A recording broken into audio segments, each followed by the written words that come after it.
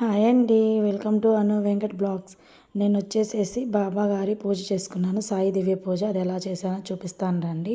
ముందు వచ్చేసేసి మనం పూజ చేసుకున్న ప్లేస్లో శుభ్రంగా నీళ్ళతో క్లీన్ చేసేసి పసుపుతో అలికేసి ముగ్గులు పాదాలు వేసుకున్నాను. చూడండి ఇలా అయితే రెడీ చేసి పెట్టుకున్నాను. తర్వాత 2 పీటలు వేసేసి పీటలకి చుట్టూ ఫ్లవర్స్తో డెకరేషన్ 5 దీపాలు వెలిగించుకోవాలి.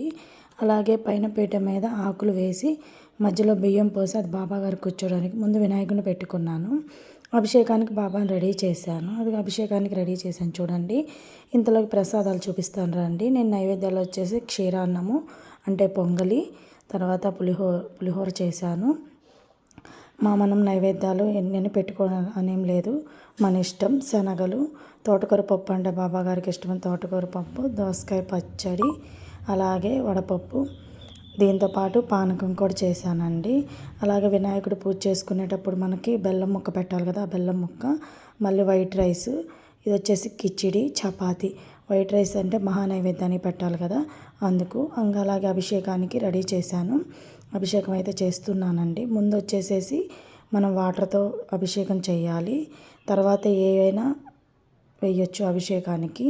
ముందు పాలు, చక్కెర, పంచదార, పెరుగు ఇవైతే వాడానండి నేను. తేనె, నెయ్యి వీటితో అయితే అభిషేకం చేసుకున్నాను. చూడండి బాబా గారు అయితే ఇలా అభిషేకం చేసుకున్నాను నేను. ఇంకా వచ్చేసేసి పూజ మనం మామూలుగా అభిషేకం చేసుకునేటప్పుడు ముందు 2 దీపాలు వెలిగించుకొని ఉండాలండి. దీపం వెలిగించుకోకుండా అభిషేకం అయితే చేసుకోకూడదు. అలాగే నెయ్యి కూడా కొంచెం వేస్తున్నాను.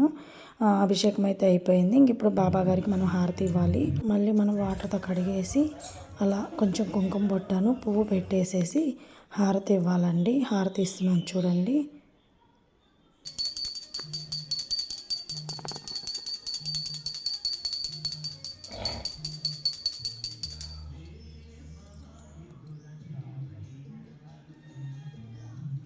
హారతి కంప్లీట్ అయ్యాక ఇంకా అలా బాబా గారిని తీసేసి మళ్ళీ క్లీన్ చేసేసి మనం వస్త్రాలు అంటే బట్టలు ఏమన్నా వేసుకొని అలా ఆసనం మీద కూర్చోపెట్టుకోవచ్చు. తమలపాకు మీద బియ్యం పోసి పెట్టా కదా, ఆసనం మీద కూర్చోపెట్టాను బాబావారిని. ఇంకా అయితే ఈ పూజ చేసేసి సాయి దివ్య పూజ అనే బుక్ ఉంటుందండి. ఆ బుక్ అయితే మనం 5 గురువారాలు అంటే 5, 9 అనుకుంటే 9 అలా ఇన్నని అనుకొని సంకల్పం చేసుకొని, మీకు కూడా హారతిస్తున్నా చూడండి. అలాగే అలా అనుకొని సంకల్పం చేసుకొని మనం ఈ పూజ మొదలు పెట్టాలి. ఆ బుక్ మొత్తం చదవాలి, అష్టోత్తరాలతో సహా అన్నీ చదవాలి. ఆ బుక్ చదివేశాక లాస్ట్లో ఇంకా మనం ఏదైనా నైవేద్యం అలా పెట్టుకోవచ్చు బాబా గారికి. మన ఇష్టం, మన స్తోమత. మనం ఇన్ని పెట్టాలి, ఇన్ని చెయ్యాలి అని అయితే ఏమీ లేదండి.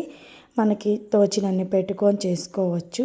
లాస్ట్ గురువారం వరకు మనం పుస్తకాలు అనేవి, మనం పూజ చేసిన పుస్తకాలు అనేవి పంచుకోవాలి. అవి 5 అయినా అవ్వచ్చు, 11 అయినా అవ్వచ్చు. నేను వచ్చేసేసి 15 తెప్పించానండి. నేనైతే 11 అయితే పంచాను. సాయి దివ్య పూజ అనే బుక్స్ స్టోర్ రూమ్లో దొరుకుతాయండి. అవి వచ్చేసేసి నేను తాంబూలంలో ఇచ్చాను 11 మందికి. అయితే నా పూజ 5 గురువారాలు అయితే ఇలా జరిగింది. మనం వచ్చేసే సంకల్పం చేసుకోనైనా చేసుకోవచ్చు, లేకపోతే మనం కోరుకున్న కోరిక నెరవేరాకైనా ఈ పూజ చేసుకోవచ్చండి. నేనైతే నా కోరిక నెరవేరాకే చేసుకున్నాను.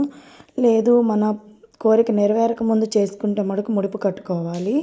అది వచ్చేసేసి ఒక 2 రూపాయల నాణ్యాన్ని ముడుపు కట్టుకొని, అది పూజ అయిపోయిన 5 వారాలు అయిపోయాక, లేకపోతే 9 వారాలు అయిపోయాక షిరిడి కానీ లేకపోతే మన దగ్గరలో ఉన్న దేవస్థానంలో కానీ ఇచ్చేయచ్చు. నా పూజ అయితే 5 గురువారాలు సంకల్పం, నా పూజ అయితే బాగా అయింది. ఇంకా అలాగే ప్రసాదాలు వచ్చేసి నేను తాంబూలంలోకి ఇచ్చేయన్నీ సెట్ చేసి పెట్టాను చూడండి. అదిగోని అది బాబావారి దివ్య పూజ బుక్. ఆ బుక్కేనండి. ఆ బుక్లో ఉన్నాయన్నీ అష్టోత్తరాలతో సహా చదువుకోవాలి. అది తాంబూలం వచ్చేసి ఇలా ఇచ్చేసాను నేను. మా అమ్మ వాళ్ళు వస్తే మా అమ్మ వాళ్ళకి ఇచ్చాను ముందు, తర్వాత మిగతా అందరికి ఇచ్చాను.